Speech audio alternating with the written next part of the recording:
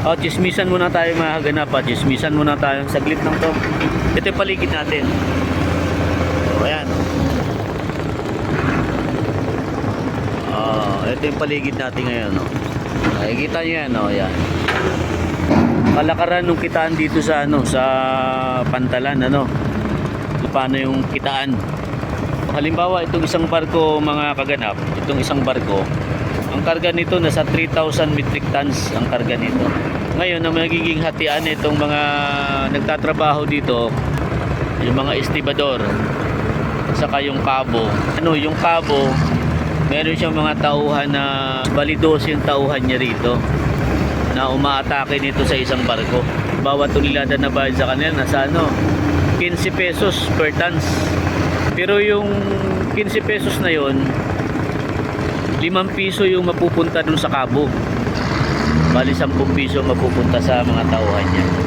So kung meron siyang 3,000 metric tons na karga itong barko nito, sa 10 piso meron siyang 30,000. Yung 12 katao na yun, meron silang 30,000 na matatanggap. Yung 30,000 na yun, nahatiin yun ng bali 12 katao. So meron silang 2,500 bawat isa sa kanila. So ganun ang kitaan. Malaki rin mga kaganap, malaki kasi yung 2,500 na yon, bali 2 araw lang atake nun mga tao, kasi yung 12 katao na yon hatiin kasi yun sa 3 pangkat. So ang mangyayari, yung unang 4 na grupo aatake sila ng bali 2 araw. Katapos naman nila ng 2 araw, yung pangalawang pangkat na yun, saka naman papasok uli yung pangatlong pangkat.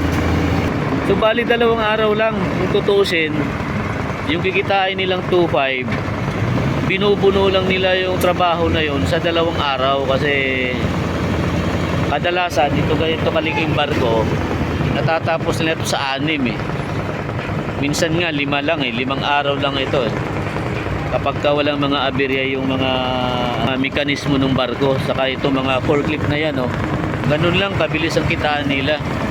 Pakyawan system kasi sila rito mga ganap Magandang araw po sa ating lahat. Sa ulitin mga ganap. Salamat.